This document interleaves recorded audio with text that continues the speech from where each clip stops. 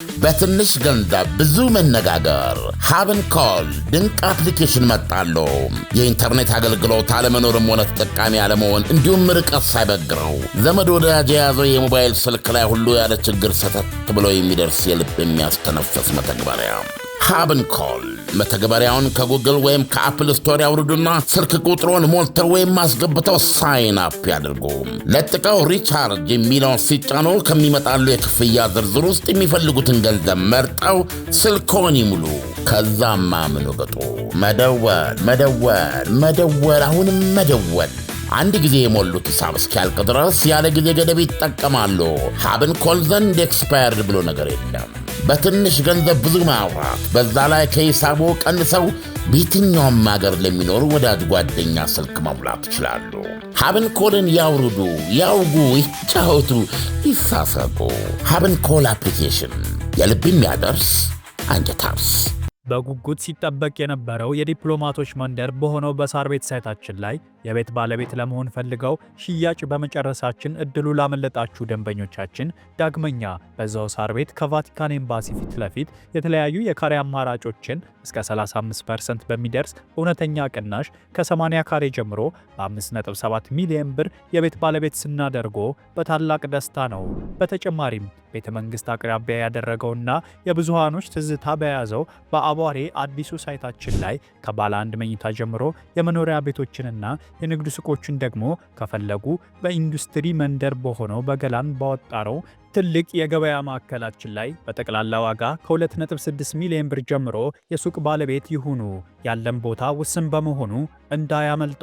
ለበለጠ መረጃና ለሳይት ጉብኝት ከታች በምናስቀምጠው ስልክ ይደውሉ።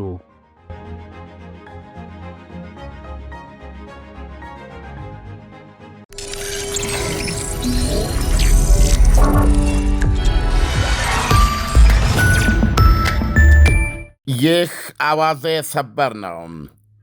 የተባበሩት መንግስታት የጸጥታው ጥበቃ ምክር ቤት አባላት እስራኤል ለአፍሪካ ቀንዷ ሶማሊላንድ የሰጠችውን ዕውቅና አወገዙ።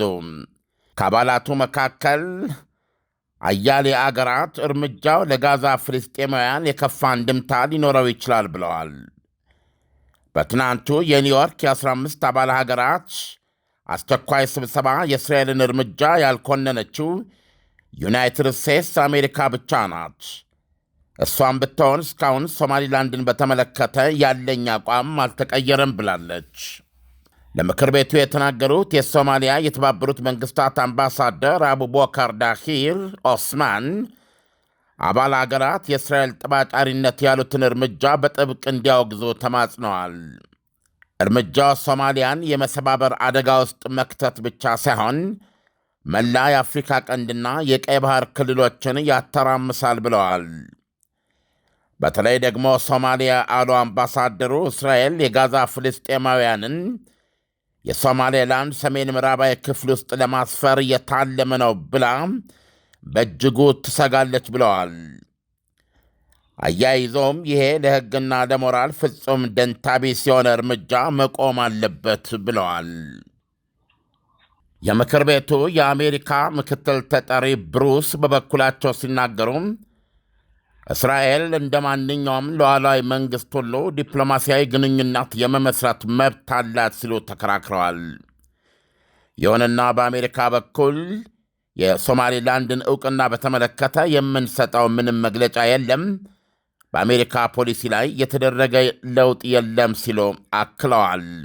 ሆኖም የአሜሪካው ተጠሪ ክርክራቸውን በማራመድ እዚህ የተባበሩት መንግሥታት ምክር ቤት አባላት እናንተን ጨምሮ አያሌ ሀገራት በተናጠል ገና መሬት ላይ የሌለውን የፍልስጤም መንግሥት አውቃችኋል፣ ነገር ግን ይሄ ሆነ ተብሎም የተጠራ እንዲህ አይነት አስቸኳይ ስብሰባ ግን የለም በማለት የምታራምዱት ለአንዱ ሌላ ለሌላው ሌላ የሆነ የአድሎ አካሄድ ነው በማለት አውግዘዋል። እንደሚታወቀው የፍልስጤም መንግሥት ምንም እንኳ የተመሠረተ ባይሆንም በ150 የተባበሩት መንግሥታት አባላት ዕውቅና ያገኘ ነው።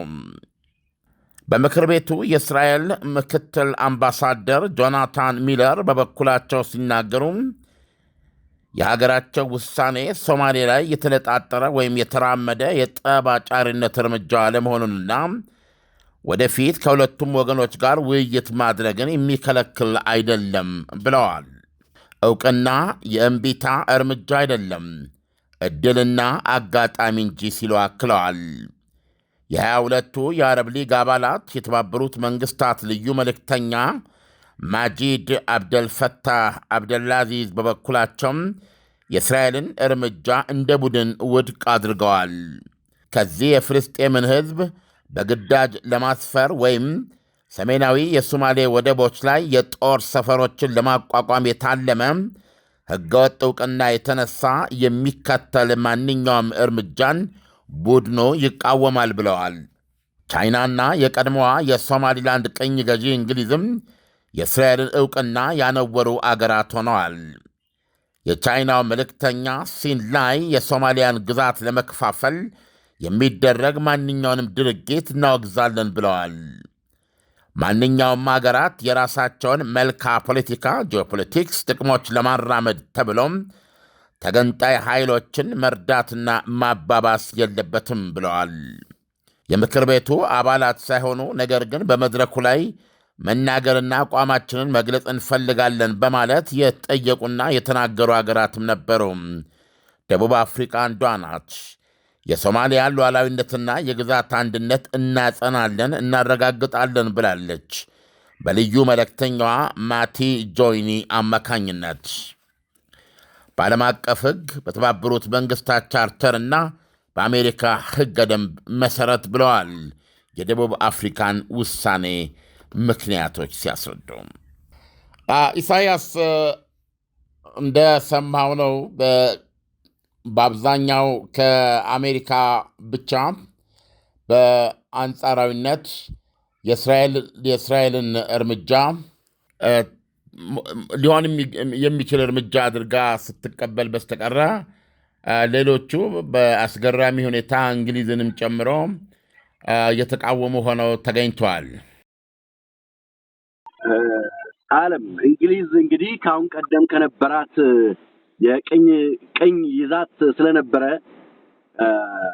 ሶማሌላንድን በመጀመሪያ ደረጃ ዕውቅና ትሰጣለች ተብሎ ከሚገመቱ ሀገሮች አንዷ ናት ብዬ አስባለሁ። በሌላው መልኩ ደግሞ የአሜሪካው ተወካይ እዛ ቦታ ላይ ያነሱት ነገር ተገቢ ነው ብለህ አታስብም ወይ? ምክንያቱም ጋዛ ላይ ፍልስጤም ላይ ይሄ ጥያቄ ሲነሳ እጅግ በጣም በርካታ ሀገራቶች ዕውቅና ሰጥተዋል። ዕውቅና ሲሰጡ እስራኤል ብቻ ናት ማለት ይቻላል ያጉረመረመችው ተገቢ አይደለም ብላ ይህን ጥያቄ ያነሳቸው። አሁን ሶማሌላንድ ላይ ሲሆን በዚህ መጠን ይሄ ሁሉ ጩኸት ለምን በረከተ? በእርግጥስ ፍትሃዊ ነው ወይ? በትንሽ ገንዘብ ብዙ መነጋገር ሀብን ኮል ድንቅ አፕሊኬሽን መጣሉ። የኢንተርኔት አገልግሎት አለመኖርም ሆነ ተጠቃሚ አለመሆን እንዲሁም ርቀት ሳይበግረው ዘመድ ወዳጅ የያዘው የሞባይል ስልክ ላይ ሁሉ ያለ ችግር ሰተት ብሎ የሚደርስ የልብ የሚያስተነፍስ መተግበሪያ ሀብን ኮል። መተግበሪያውን ከጉግል ወይም ከአፕል ስቶር ያውርዱና ስልክ ቁጥሮን ሞልተው ወይም ማስገብተው ሳይን አፕ ያድርጉ። ለጥቀው ሪቻርጅ የሚለውን ሲጫኑ ከሚመጣሉ የክፍያ ዝርዝር ውስጥ የሚፈልጉትን ገንዘብ መርጠው ስልክዎን ይሙሉ። ከዛማ ምን ወገጡ? መደወል፣ አሁንም መደወል። አንድ ጊዜ የሞሉት ሂሳብ እስኪያልቅ ድረስ ያለ ጊዜ ገደብ ይጠቀማሉ።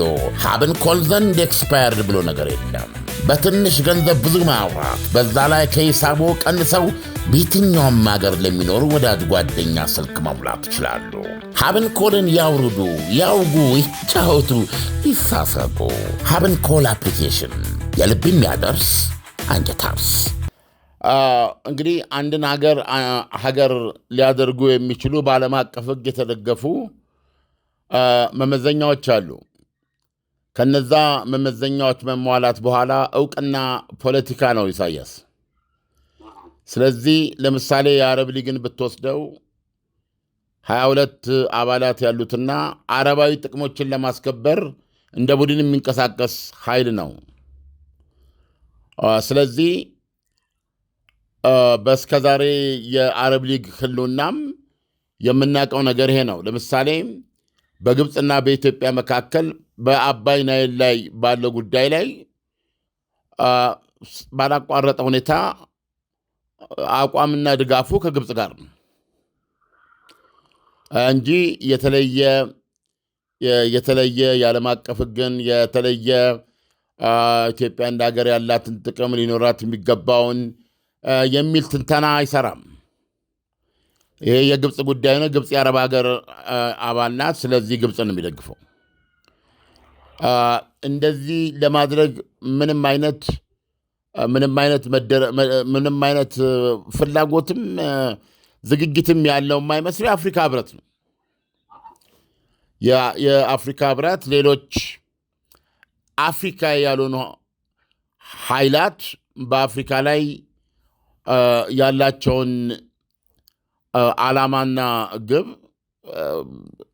ኢቨን ምንም አቋም ለመውሰድ አይችልም፣ ሲወስድም አይታይም።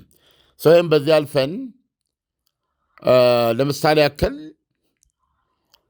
የአረብ ሊግ ምንድን ነው ያለው? በሰሜን ሶማሌ ወደቦች ወታደራዊ ጦር ሰፈሮች ለማቋቋም በማለት ይሄ መሆን እንደሌለበት አውግዟል። ግብፅ ምንድን ነው በጅቡቲ በኩል ለማድረግ እየሞከረች ያለው? በዚህ በአሰብ በኩልም የሚባለው ማለት ነው። ምንድን ነው በዚህ በጅቡቲ በተለያየ በዚህ በአፍሪካ ቀንድ ዙሪያ ብዙ ነገር እናያለን አይደለም? በአረቦች በኩል ሰው እዚህ ላይ የእውቅና ጉዳይ ስታየው ፖለቲካ ነው እና ለነሱ የሚቻልና ትክክለኛ ከሆነ ጅቡቲ ምንድን ነው ያደረገችው? ጅቡቲ የአረብ ሊግ አባል አለመሆኗን አላቅም። በዚህ አድማጮች ሊያርሙኝ ይችላሉ፣ ወይም ሳምበዲ ጉግል ሊያደርግ ይችላል። ጅቡቲ ምንድን ናት? ጅቡቲ እኮ ቤዚካሊ አገር ናት ለማለት አይቻልም። ጅቡቲ የትላልቅ አገሮች የቀይ ባህር ዙሪያ ወታደራዊ መስፈሪያ ናት እና ከዚህ በሚገኝ የተለያየ ጥቅም የሚኖር መንግስት ነው ያለው ያ። ስለዚህ ምንድን ነው በሶማሊላንድ በኩል የጦር ሰፈር ቢኖር የተለየ ኃጢአት ሆኖ በተባበሩት መንግስታት ድርጅት መወገዝ አለበት የምትለው ሰው እዚህ ጋር አሁን የሎጂክም ጉዳይ አይደለም፣ የጥቅም ጉዳይ ነው፣ የፖለቲካ ጉዳይ ነው። ስለዚህ እውቅና በዚህ ደረጃ የሚታይ ነው እና ጥቅማቸው እስካልሆነ ጥቅማቸውን እስከጎዳ አገራት አይቀበሉም፣ አያውቁም።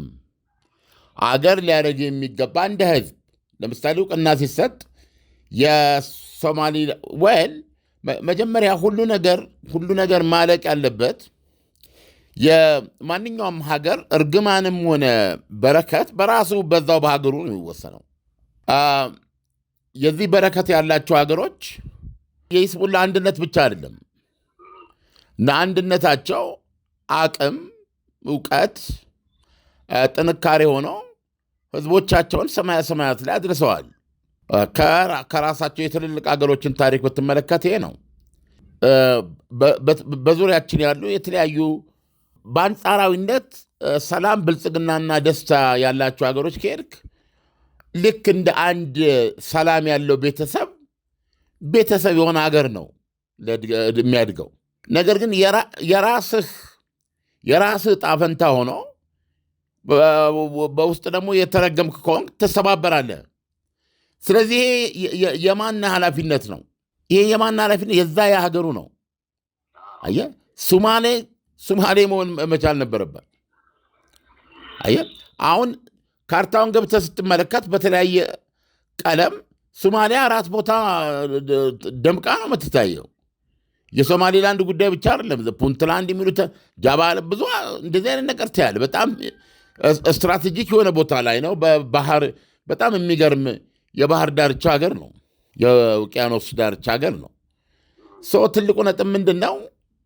የሁሉ ነገር መነሻና መድረሻ የራሷ የዛ ህዝብ የዛ ሀገር ዕጣ ፈንታ ነው፣ ጸጋ ወይም እርግማን ነው። ስለዚህ በዚህ ነው የሚወሰነው እና ይህ በሆነበት ሁኔታ ሶማሊያ በዚህ መንገድ ቀርባል። ሶማሊላንድ 6.2 ሚሊዮን ህዝብ አለው እና ሀገር ለመሆን የሚያስችለውን ነገር አድርጎ ሁለንተናዊ ሀገርነቱ የማይስተባበል ነው። ላለፉት 34 ዓመታት በዚህ ይኖረዋል። አሁን የእውቅና ጥያቄ ሲመጣ ፖለቲካ ነው እና ከዛ አንጻር ነው የሚታየው።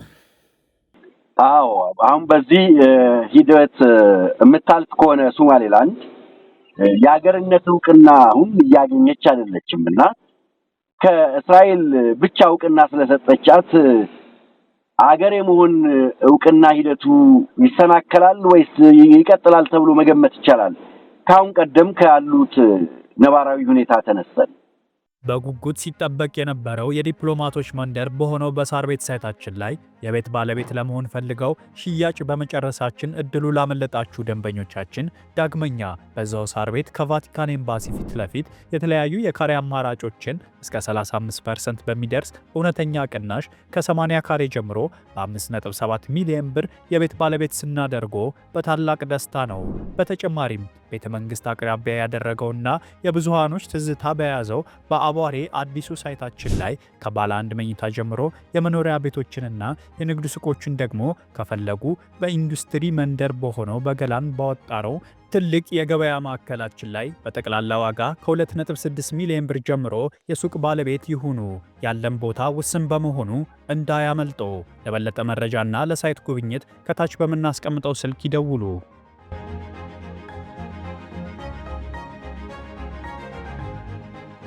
አልኩ እኮ የፖለቲካ ነው።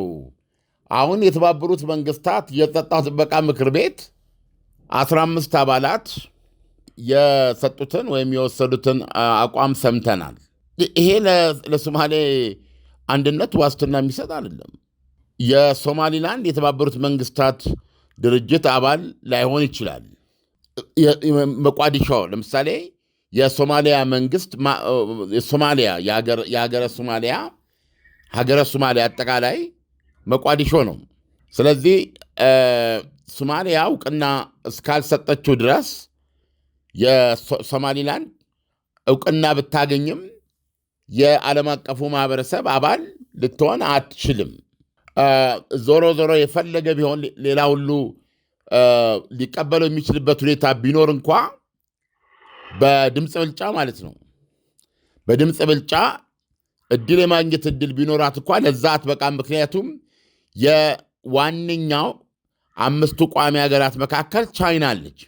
ከመቋዲሾ ፍቃድ እስከሌለው ድረስ ቻይና ትቃወማለች። ስለዚህ ከላይ ቻይና ስለምትቃወመው የምክር ቤቱም ድጋፍ አያገኝም።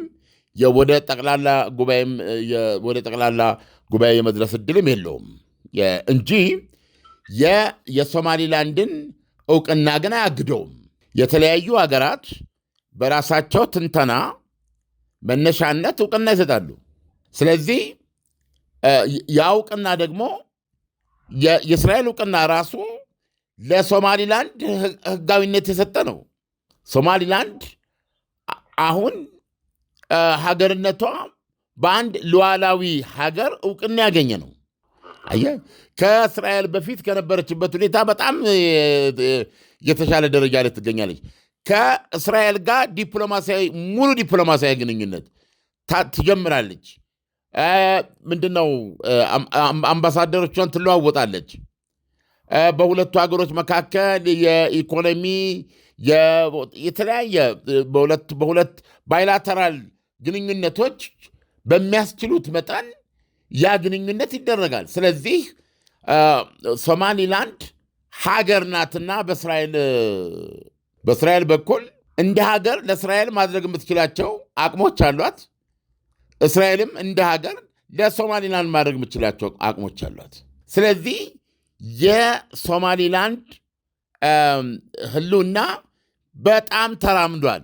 ስለዚህ ነገና ከነገ ወዲያ ደግሞ ሌሎች 2-3 ሀገሮች እውቅና ሲሰጧት በዛ መንገድ ሁኔታዎች እንዴት እየተለወጡ እንደሚሉ ተመልከት እና ለምሳሌ የሶማሊላንድ ፕሬዚደንት በቅርብ ጊዜ በይፋ እንደ አንድ ሀገር መሪ የሶማሊላንድ ፕሬዚደንት በእስራኤል ጉብኝት ያደርጋሉ፣ ግብዣ ስለተደረገላቸው እና አየር ማረፊያ ላይ ቀይ ምንጣፍ እንደ አንድ ሉዓላዊት ሀገር መሪ ቀይ ምንጣፍ ተነጥፎላቸው ነው የሚራመዱት። ይሄ ቀላል እርምጃ አይደለም እና አሁን ሌሎች ሀገሮች በየራሳቸው ትንተና ተመስርተው ይህንን እውቅና ይሰጣሉ። ስለዚህ የሶማሊላንድ እውቅናን የሚያግደው ነገር የለም ማለት ነው። አሁን የተባበሩት መንግስታት ድርጅት አባል ትሆን ዘንድ ወይም ትታቀፍ ዘንድ ለምታደርገው ጥረት ግን በሂደት ማለት ነው በአመታት ውስጥ ሶማሊያ ውስጥ ያለው ሁኔታ ይወስነዋል። የሶማሊያ መንግስት እስካልፈቀደና የሶማሊያ ድምፅ ሆኖ መቆየት እስከቻለ ድረስ አባል ልትሆን አትችልም ብሎ መደምደም ይቻላል በቻይና የተነሳ። ምክንያቱም ቻይና አታይም አትሰማም አንድ ነገር ታይዋንን ቻይና ለማድረግ አስፈላጊ ከሆነ ቻይናን ብትጠፋ ይቀላል የሚል አመለካከት ያላት እኮ ቻይና። ታይዋንን ቻይና ለማድረግ አስፈላጊ ከሆነ ራሷ ቻይናን መስዋዕት ማድረግ ሊያስፈልግ ይችላል የሚል ከእስከ ተብሎ ሊገልጽ ማይችል አቋም ነው ያላት። ታይዋንን የቻይና አካል ማድረግ ማለት አሜሪካንን ከኢንዶ ፓሲፊክ ማባረር ማለትም ነው። በተጨባጭ ሌላ ኃያልነቷን መጎንደሽ፣ ቦታ ማስለቀቅ ማለትም ነው። ገብቷል። ይሄን ደግሞ አሜሪካንን መስዋዕት እስከ ማድረግ ልትሄድበት የምትችል ጉዳይ ነው። ታይዋን ወደ ውስጥ ገብተህ ስትመለከት ማለት ነው የነበረውን ነገር ኬሚካል ቼንጅ ነው የሚያመጣው። ይሄ እንዴት አድርጌ ልንገርም፣ የነበረውን እንዳልነበረ የሚያደርግ ነው። ቻይናን እንደ ልዕለ ኃያል የሚከስታት በዚህ ባለችበት አካባቢ ዙሪያ ገባ ላይ ሊኖረኝ ይገባል ብላ የምታውቀውን ዶሚናንስ የሚያረጋግጥላት ኢኮኖሚያዊ፣ ፖለቲካዊ፣ ወታደራዊ ሁለንተናዊ መሻት ነው። የህልውና ጥያቄ ነው ለሷ። አለበለዚያ ቻይና እንደተቀነበበች ማበጥ እንጂ ተፈጥሯዊ እድገቷ መቀጠል የማትችል ሆና የሚያስቀራት ነው። ታይዋን ወይም ሞት ነው በቻይና በኩል ያለው። ስለዚህ ሁሉ ነገር የምትመለከተው በዚህ መነጽር ነው እና ማንኛውንም የመገንጠል እንቅስቃሴ ተኮንናለች፣ አምርራ ታወግዛለች። በዚህ በራሷ ከታይዋን በተነሳ ይህን ፖለቲካን የምታራምደው እና የጸጥታ ጥበቃ ምክር ቤት ውስጥ ያለች እስከሆነ ድረስ ግን የሶማሊያን ሁኔታ ስትመለከት አሁንም ትልቁ ጥያቄ ያለው ሶማሊላንድ ነው። የሶማሊላንድ ጉዳይ ብቻ አለ። ፑንትላንድ የሚሉት አለ፣ ጃባላንድ ነው እንደዚህ የሚሉት አለ። እንትን አራት ቦታ ሆና ነው የምታያት ሶማሊያን እና ሶማሊያውያን ለራሳቸው ለአንድነታቸው፣ ለሀገራዊ ህልውናቸው ከዚህ በኋላ ምን ማድረግ ይችላሉ ነው እና ምን ያህል ጊዜ ነው መቋዲሾስ የሁሉ ተጠሪ ሆኖ ሊቆም የሚችለው የሚል ጥያቄ ተነሳለ። ስለዚህ የሶማሊላንድ አገርነት የተባበሩት መንግስታት ድርጅት አባል መሆን ዕጣ ፈንታ የሚወሰነው በዚህ ነው። ነገር ግን በእርግጠኛነት መናገር ይቻላል ሶማሊያውያን ምንጊዜም አንድ ሊሆኑ አይችሉም። ምክንያቱም በግብፅ የተነሳ ምክንያቱም ሶማሊያውያን ከውዝግብ ነፃ ሆነው አንድ የሚሆንበት ሁኔታ ቢፈጠር ዳግም ኦጋዴን ውረሩ በማለት መጠቀሚያ የምታደርጋቸው ግብፅ ናት። ስለዚህ በዚህ በአፍሪካ ቀንድ ዙሪያ ያሉ ሀገራት እውነቱን ለመናገር ያለ ግብፅ መኖር እንደሚችሉ፣ የራሳቸው ተምኔት ኖሯቸው መኖር እንደሚችሉ፣ የራሳቸው ህልውና መኖር እንዳላቸው ማረጋገጥ ያለባቸው አገራት ናቸው። በአጠቃላይ ስንመለከት ኢሳያስ እና ለጊዜው የሰማነው ውሳኔ ነጸብራቁ ይሄ ነው። የቻይና አቋም ታይዋንን በሚመለከት ነው። ስለዚህ የሚጠበቅ ነው። የሌሎች ሀገራት ግን ቅድም ላሳየህ እንደሞከርኩት በአካባቢ ውሃ ላይ እነማን እየተንሰራፉ መሆኑን በግልጽ የምናየው ሁኔታ ነው። ሶማሊላንድ የጦር ሰፈር ለሌላ ሀገር የማትሰጥበት እና ትልቅ ወንጀል ሆኖ የሚቀርብበት ምክንያት ምንድን ነው? የሎጂክ ጉዳይ አይደለም፣ ፖለቲካ ነው። ስለዚህ ከዛ አንጻር ነው የሚታየው። ዓለም እንግዲህ ከተባበሩት መንግስታትን ጠብቅ የነበረው እንግሊዝ፣ ፈረንሳይ እንደዚህ ካሉ ሀገራቶች መካከል አንዳቸው ድጋፍ ሊሰጡ ይችላሉ ብለን እናስብ ነበረ። አሜሪካንም ጨምሮ እነዚህ ሀገራቶች አልሰጡም። እንግዲህ ሰሞኑን ደግሞ ሌላ ሀገራቶች እዚህ ላይ ይሄ የተባበሩት መንግስታት ጠቅላላ የተባበሩት መንግስታት ምክር ቤት በእስራኤል እውቅና ላይ ተመስርቶ የተጠራ አስቸኳይ ስብሰባ ውጤት ነው። ይሄ ማለት የመጀመሪያ እንጂ የመጨረሻ ነው ማለት አይደለም። ይሄ ማለት ሀገራት በዚህ መድረክ ላይ የሰጧቸው የሚያንጸባርቋቸው አቋማት የመጨረሻ ሆኖ የሚለወጥ ነገር ወይም መደምደሚያ 4 ነጥብ ነው ብሎ ማስቀመጥ አሁንም ቅድም እንደነገርኩ ፖለቲካን መሳት ነው የሚሆነው። የፖለቲካ ጉዳይ ነው። ለምሳሌ አሜሪካ ያለችውን ተመልከት። ሶማሌላንድን በተመለከተ የምንሰጠው መግለጫ የለንም ማለች። አዲስ ነገር የለም፣ ያው ፖሊሲያችን አልተቀየረም ብላለች። ነገር ግን እስራኤል ሶማሌላንድን ማወቋ መብቷ ነው። ሶማሌላንድን ማወቋ በዚህ ደረጃ ሊወገዝ የሚችል አይደለም። እናንተ ገና ያልተመሰረተ አገር የፍልስጤም መንግስት ብላችሁ 150 ሀገሮች አውቃችሁ የለም ወይ? እስራኤል ያወቀችው እኮ በተጨባጭ አገር የሆነን ነው። የራሱ የሆነ የተረጋገጠ ድንበር ያለው የራሱ የሆነ ምንድነው እነዚህ ነጥቦችን አድርጋ ይሄንን ያደረገችው በማለት ይህን አቅርባለች። ኢንፋክት ይህንን የተቹም አሉ።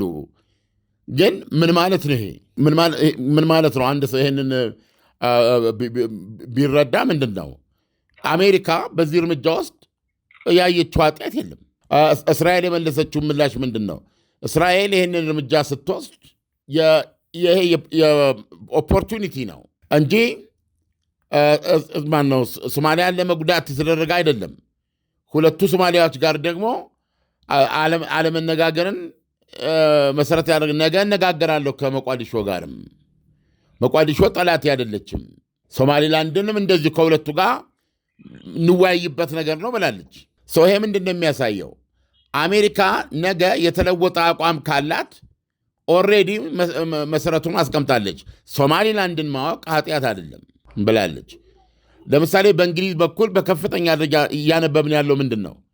አሁን ያለውን የሌበር መንግስት የእንግሊዝን የሌበር መንግስት በከፍተኛ ደረጃ ነው እየተቹት ያሉት። በተጨባጭ የሌለን የፍልስጤም መንግስትን እውቅና የሰጠ የራሱ የቀድሞ ቅኝ ግዛት የሆነችና ለእንግሊዝ ተጨባጭ ጥቅሞች ያሏትን አገር ግን እውቅና እንደማይሰጥ መናገር ይቻላል በማለት በከፍተኛ ደረጃ እየተቹት ነው ያሉት እና በእንግሊዝ ውስጥ የተለያዩ ወግ አጥባቂ ኃይሎች የተለያዩ ኃይሎች this is the time ለሶማሊላንድ እውቅና መስጠት አለብን ብለው ነው የሚያምኑት። ስለዚህ የእንግሊዝ ሌበር መንግስት ምን ያህል ነው የሚቆየው በእንግሊዝ ፖለቲካ ውስጥ? እኚህ ጠቅላይ ሚኒስትር የሚታወቅ ነገር ነው። ስለዚህ ምንድነው የሚባለው? ጂኒው ከጠርሙስ ወጥቷል ማለቱ ነው የሚሻለው ኢሳያስ። ስለዚህ የትናንቱ የአስቸኳይ የተባበሩት መንግስታት ምክር ቤት ውሳኔ ፋይዳ የለውም አይደለም፣ ፋይዳ ያለው ነው። ነገር ግን አሳሪና 4 ነጥብ ነው ብሎ መደምደም አይቻልም። ዓለም እንግዲህ በሶማሌላንድን በተመለከተ የሚመጡ አንዳንድ ዘገባዎችን ለአድማጭ ተመልካቾቻችን እየተከታተልን እናቀርባለን። ለዛሬው ትንታኔ ከወዲሁ አመሰግናለሁ። መልካም ቀን ይሁንልን። መልካም ቀን።